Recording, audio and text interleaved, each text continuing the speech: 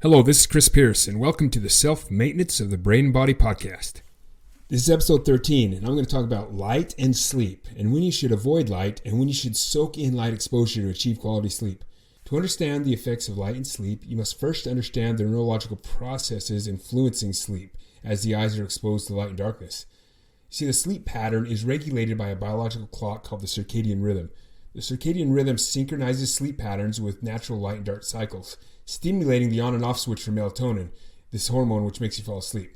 A properly functioning circadian rhythm requires high levels of light exposure first thing in the morning and throughout the day, decreasing light exposure in the evening. For efficient sleep, you must decrease your exposure to light 2 hours before bed. This 2-hour time before bed is referred to as dim light melatonin onset, or DILMO.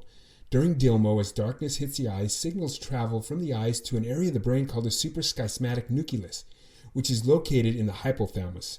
Signals then travel to the pineal gland, where melatonin is then produced. It's this secretion of melatonin that causes you to fall asleep. Melatonin production gradually increases and peaks at night, beginning to taper off toward the morning. Exposure to light during DILMO sends signals to the pineal gland through the eyes and the suprachiasmatic nucleus, or your circadian clock, and reduces melatonin development. For this reason, 2 hours before bed and while sleeping, you must avoid light exposure to achieve quality sleep and limit your nighttime awakenings. Then upon waking up and throughout the day, you need to expose your eyes to as much light as possible. This high light exposure upon initially waking up synchronizes your circadian rhythm, improving your sleep onset and sleep quality the next night. Now, it's critical that during dim light melatonin onset, or the 2 hours before bedtime, that you try and avoid any artificial blue light, as it will immediately turn off melatonin production.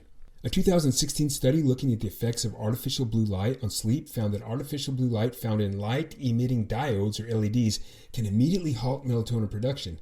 This is because the human eyes contains photoreceptors that send light signals to the brain for processing, and within the eye's photoreceptors is a photoreceptor that's extremely sensitive to blue light. And this highly sensitive receptor travels directly to the suprachiasmatic nucleus, preventing it from signaling to the pineal gland to begin its melatonin production.